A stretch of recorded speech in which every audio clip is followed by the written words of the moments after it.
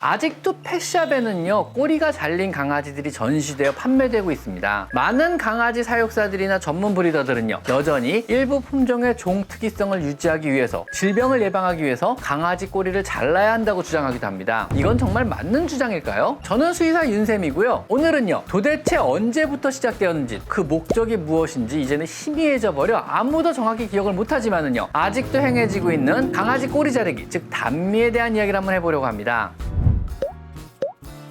프렌치 불독과 같은 극히 드물게 유전적인 결함을 가진 품종을 제외하고는요, 모든 강아지는 길고 아름다운 꼬리를 가지고 태어납니다. 하지만 태어난 지 며칠 만에 여러 가지 이유로 어린 강아지의 꼬리를 잘라버립니다. 사실 여러분이 보고 계신 꼬리가 짧은 강아지는요, 원래는 길고 아름다운 꼬리가 있어야 하는 강아지들이나 어릴 때 꼬리가 인위적으로 잘린 아이들입니다. 대부분 독쇼의 강아지 심사 기준은요, 아메리칸 캔넬 클럽의 견종 표준을 심사 기준으로 삼는데요, 푸들이나 요크셔 테리어 혹은 슈나우저 같은 많은 품종의 강아지를요, 꼬리가 잘린 것을 표준으로 삼아서 꼬리가 길면 강아지의 아름다움을 겨루는 도구쇼에 출품을 안 하게 됩니다. 일부러 신체 일부를 잘라야만 강아지의 아름다움을 겨루는 대회에 출품이 가능하다고 하니까 좀 아이러니한 일이긴 하지만은요, 아직까지 전통이 그렇다니 어쩔 순 없겠지요. 근데요, 이건 마치 다비드의 비너스 상이 사실상 미의 표준이니까 미인대에 나가기 위해서는요, 양팔을 자르고 미인대에 나가야 한다는 이런 논리와 같은 거 아닌가요?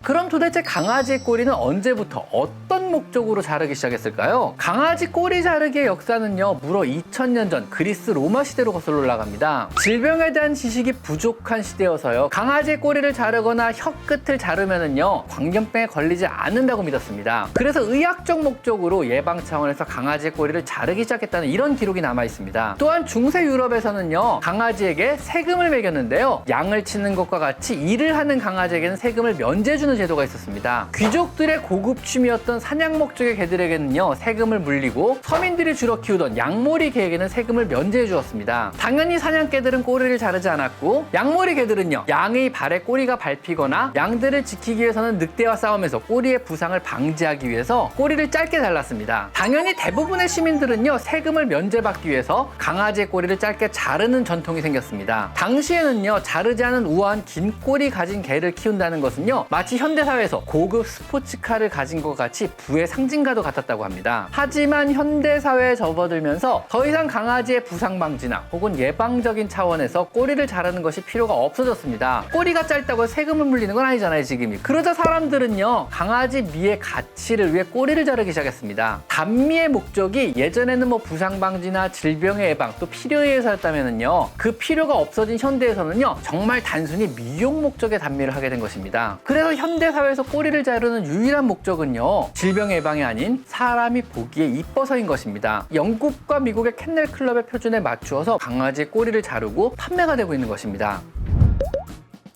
강아지를 분양하는 브리더들은요, 어린 강아지의 꼬리를 자르는 것은 생후 일주일 정도면은요, 아직 신경 발달이 안 돼서 그리 아프지 않다고 말합니다. 단미의 방식 또한 고무줄 같은 걸 사용해서 꼬리를 묶어서 서서히 피가 안 통하게 해서 저절로 꼬리가 떨어지는 방법을 사용하기 때문에 통증이 없다고 주장합니다. 이건 정말일까요? 하지만 최근에 동물 통증에 대한 연구들은요, 아니라고 합니다. 생후 5에서 7일이면은요, 이미 모든 신경이 발달해서 통증을 똑같이 느낀다고 합니다. 오히려 신경을 보호하는 수초화 진행이 아직 덜 되어서 더욱더 큰 통증을 느낀다는 의견도 있습니다. 어릴 때 느낀 이러한 큰 통증은요, 기억을 못하더라도 트라우마로 남아 성장하면서 분명히 큰 영향을 미치게 됩니다. 또한 고무줄로 묶어 허혈성 괴사를 유발하여 꼬리가 서서히 떨어져 나가게 하는 이런 방식 역시요, 양을 대상으로 한 통증 연구에서 괴사가 진행하는 동안 지속적으로 큰 통증을 느낀다는 연구 결과가 이미 있습니다.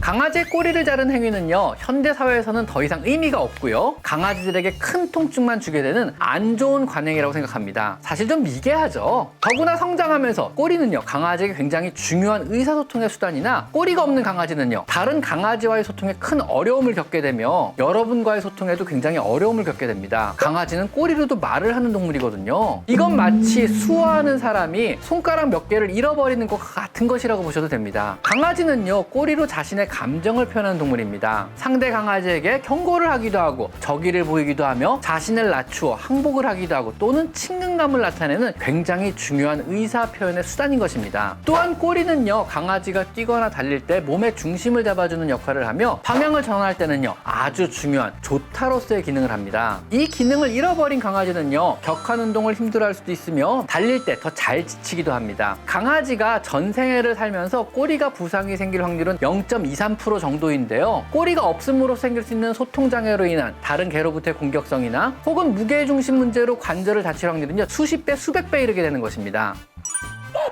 현재 유럽연합과 캐나다 그리고 호주는요, 미용 목적으로 강아지 단미하는 것, 꼬리를 자르는 것을 법적으로 금지하고 있습니다. 우리나라는 현재 저를 포함한 많은 수의사들이 미용 목적의 단미를 시행하지 않고 있으나 수의사가 아닌 브리더나 강아지를 생산하는 공장형 견사에서 불법적으로 단미가 행해지고 있습니다. 여러분이 혹시 주변에서 강아지를 보거나 강아지를 입양을 하신다면요, 이 강아지는 왜 꼬리가 짧을까, 어떤 과정으로 꼬리가 짧아지게 된 것까를 한 번쯤 생각해 보셨으면 합니다. 강아지의 꼬리를 자르는 것이 어떠한 근거나 정당성이 있는지, 단미는 강아지에게 고통스러운 절차인지, 단미는 강아지의 성장 과정과 전생의 삶에 있어서 얼마나 장애를 줄 수 있는지, 이런 것들을 한 번쯤 생각해 보셨으면 합니다.